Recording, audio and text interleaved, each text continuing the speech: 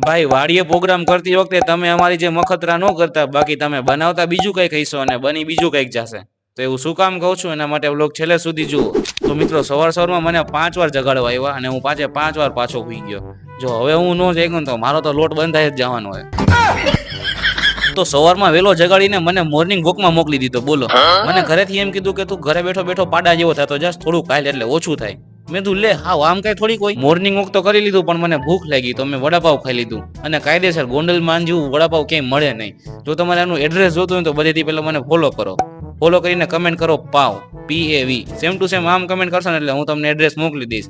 આજો પણ ફોલો કરેલું હોવું જોઈએ. તો લાંબા ટાઈમ પછી અને લાખો કરોડો વાર પછી મેં મારી બુક ખોલી અને બુકમાં મને દેખાણું કે મેં ડ્રોઈંગ કર્યું હતું. ઓ હે, મારી સ્કિલ એમ તો સારી, આપને ડ્રોઈંગ ફાવે એમ તો. મેં હજી બુક ખોલી હતી ત્યાં જ ભાઈબંધનો ફોન આવ્યો કે તું વાડી આવ, આપણે પ્રોગ્રામ કરવાનું થઈએ. તો બસ હું ત્યાં વયો ગયો પ્રોગ્રામમાં. મારા આ ભાઈબંધને સુધારતા બહુ સારું ફાવે. આને કઈ મારું એક કામ કરું, મારી જિંદગી સુધાર દે ને.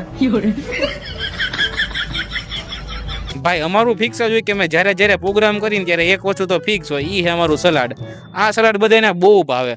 એકવાર તમે ટ્રાય કરો. તો ફાઇનલી રામ ભરોસે ગમે એમ કરીને જમવાનું તો બનાવ્યું. જમવામાં મેં બનાવ્યું હતું પંજાબી, પણ બની ગયો ગોટાળો. આ સારું ખબર નહીં આમ કેમ થયું, પણ હવે તમે ધ્યાન રાખજો આ વાતનું.